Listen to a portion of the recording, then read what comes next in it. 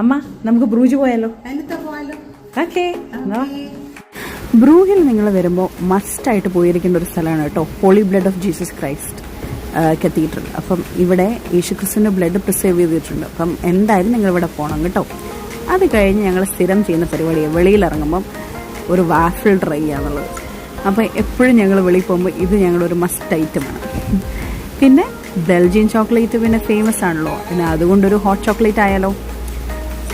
ഇങ്ങനെയാണ് ഇവിടെ hot chocolate ഇവിടെ സ്ഥിരം ഉണ്ടാക്കുന്നത്. ഈ സ്റ്റിക്ക് വെച്ച് നമ്മൾ മിക്സ് ചെയ്ത് ഒരു കുട്ടിക്കുക. അടിപൊളിയാണ് കേട്ടോ.